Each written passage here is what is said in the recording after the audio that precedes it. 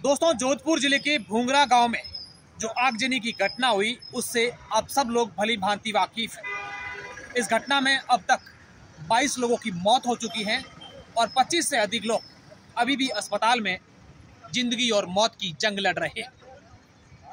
मैं इस घटना को लेकर आप लोगों को विस्तार से पूरी जानकारी दूंगा, लेकिन उससे पहले कहना चाहूँगा कि जब ये आगजनी की घटना हुई तब वहाँ पर कई ऐसे लोग भी थे जिन्होंने आग से जल रहे लोगों को बचाने की कोशिश की, जिनमें से चाहे दूल्हे के मौसेरे भाई सुरेंद्र सिंह की बात करें, रिटायर्ड फौजी नरपत सिंह की बात करें, या फिर दूल्हे को तैयार करने आए दिलीप सेन की बात करें। इस वक्त मैं दिलीप सेन के बारे में आप लोगों को विस्तार से जानकारी देना चाहता हूं।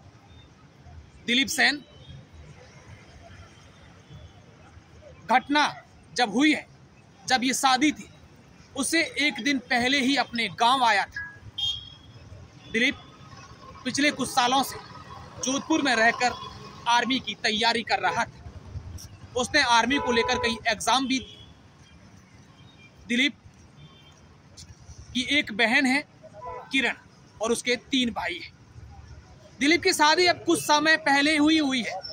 2 साल उसकी शादी को हुए। उसके एक 4 महीने की बच्ची भी है। दिलीप 7 दिसंबर को अपने घर आया था, क्योंकि उस दिन उसका जन्मदिन था।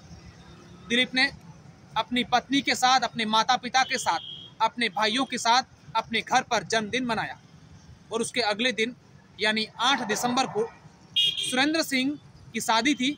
उसे तैयार करने के लिए उसके घर गया।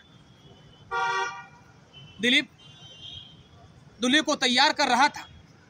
इस दरमियान ये आगजनी की घटना हुई और ऐसा बताया जा रहा है कि जब ये आगजनी की घटना हुई तब दिलीप ने उसी कमरे की खिड़की तोड़कर कई लोगों को बचाया, जिस कमरे में दिलीप दूल्हे को तैयार करवा रहा था, दूल्हे को शेरवानी पहना रहा था, उसको मेकअप कर रहा था। दिलीप के पापा थानाराम किसान परिवार से हैं और जहां पर भी शादियां होती हैं वहां पर शादियों में दूल्हे को तैयार करवाने के लिए जाते रहते हैं। थानाराम ने इस शादियों में उन्हें 2 अलग अलग शादियों में जाना था। एक जगह थानाराम गए और दूसरी जगह उन्होंने अपने बेटे दिलीप, जो सबसे बड़ा बेटा जिसकी एकमात्र की शादी की हुई थी, और 2 छोटे बेटे जो कुंवारे हैं, घर का लालन पालन कुछ कमाई करता था वो तो दिलीप ही था। काम के साथ साथ, पढ़ाई के साथ साथ साइड जॉब भी करता था। दिलीप उस दूल्हे को सुरेंद्र सिंह को तैयार करने गया था और इस दरमियान ये हादसा हुआ। 4 दिन तक इस आगजनी में झुलसे दिलीप सेन अस्पताल में भर्ती रहा, लेकिन आज उसने दम तोड़ दिया। पूरे परिवार में मातम छाया हुआ है।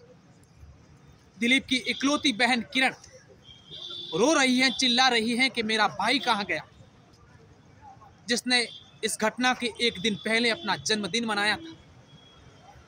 दिलीप की 4 माह की मासूम बच्ची शायद यही देख रही होगी कि मेरे पापा कब घर आएंगे। दिलीप की पत्नी, जिसकी 2 साल पहले ही शादी हुई है, शायद वो अपने पति का इंतजार कर रही होगी कि मेरा पति इस आगजनी से झुलसने के बाद ठीक होकर घर आएगा। उनके बूढ़े माता पिता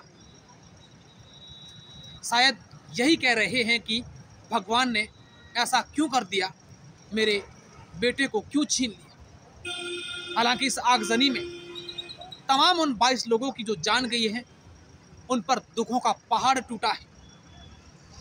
दुख की खबर सुनिए कि इस घटना में अधिकतर बच्चियों की मौत हुई है।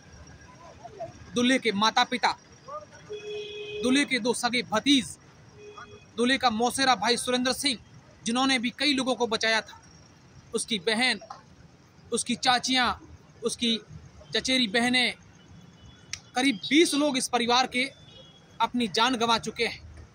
फोटोग्राफर जो इस खुशी के पल अपने कैमरे में कैद करने के लिए आया था, उसकी भी जान जा चुकी है। तमाम लोग इस घटना के बाद दुखद हैं और शायद ये राजस्थान की ऐसी पहली घटना होगी जिस आगजनी में 22 लोगों की मौत हो गई। ऐसा बताया जा रहा है कि अभी भी 20 से 25 लोग जो हैं वो अस्पताल में भर्ती हैं और उसमें कई लोगों की हालात गंभीर है।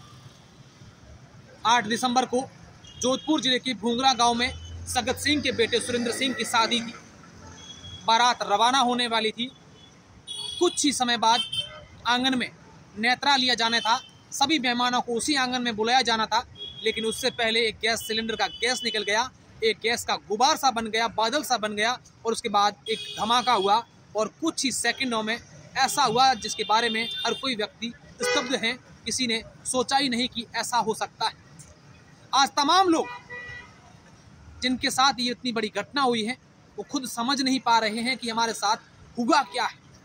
वो भौचक्के हो गए हैं। उनको खुद ये बात समझ नहीं आ रही है कि इतना बड़ी हादसा हमारे साथ कैसे हो गया।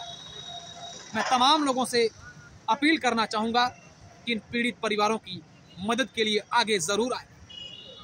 नेता, अधिकारी, सरकार आगे आए ना आए, हालांकि उनको आना चाहिए, लेकिन हम सब लोगों को इस दुख की घड़ी में इन पीड़ित परिवारों की मदद करनी चाहिए।